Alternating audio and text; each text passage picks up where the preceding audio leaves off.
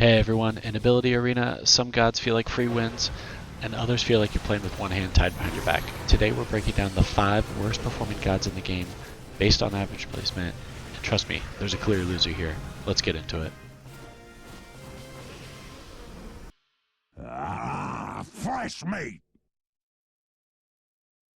Okay, at number 5 we have Necrophos, currently sitting at an average placement of 3.2 with an 80% top 4 rate and a 0% win rate for players above 1400 MMR. Win rate would be first place. So congrats on maybe getting top 4, but you're just not winning with this god at the top level. The god provides increased healing while also causing all units on the field to lose HP. So if healing and regen spells are not in the pool, forget about this god. Plus we're in a meta of burst damage, you've got instant attacks, Ogre, double casting powerful attacks, you've got Omni Slash, Unleash. Oh, there's also Ice Blast. There are so many spells that counter this god. If you get lucky, maybe they're all banned. Otherwise, you're in for a rough ride.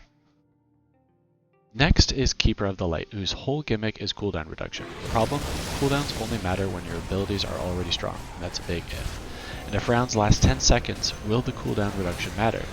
This god has received the nerf hammer time and time again, and it used to be quite strong. I think in the right hands with the right spells, it still can be. However, sometimes the nerfs are too much. Keeper has a 63.6% top 4 and a 36% win rate. That win rate is the highest out of any of these gods that I'm going to show you by far, showing it does have potential, but pick it at your own peril.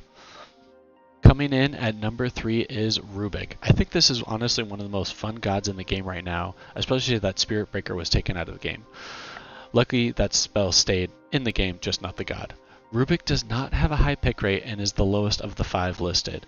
Sitting at an average place of 3.33, repeating of course, Rubick has a 66.7% top 4 and a 16.7 win rate, so it's not great.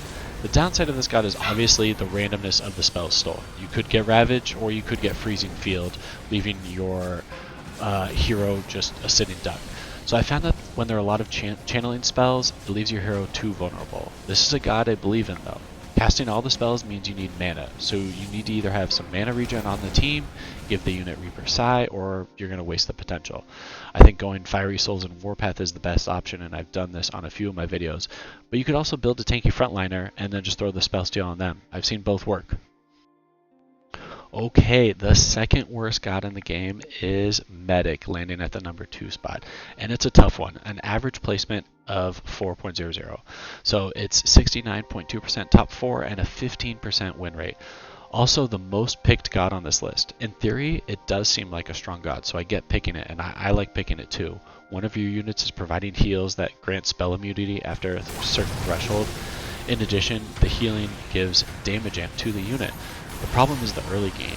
The healing threshold is a flat amount, and early game you're just not going to be healing that amount, and the spell immunity to early game is not that big of a deal. So this relies on you getting to the late game. And yeah, when you get to the late game, it can be unstoppable. You just have to get there. I like this god, it just needs to get buffed. And finally, sitting at the bottom of the win rate chart, the worst god in the game is Primal Beast. This god is, without exaggeration, a disaster. It was a solid economy god and playable upon release. However, it's been hit with the nerf hammer too many times. Sitting at an average placement of 4.08, it has a 58.3% top 4 rate and a 16.7% win rate. Just bad. If you want to play an economy god, just pick something else. If you want to win in this game, pick something else. If you hate yourself, he's all yours. So there you have it, the 5 worst gods in Ability Arena right now. If you're aiming for MMR, these are the ones likely to avoid, unless you really want to test your skills. And don't get me wrong, I think some of these gods have a reason to be picked, but most times there's better options. Have you had success with one of these underdog gods? Drop a story in the comments, and don't forget to like and subscribe for more meta guides, gameplay breakdowns, tier lists, and things like that.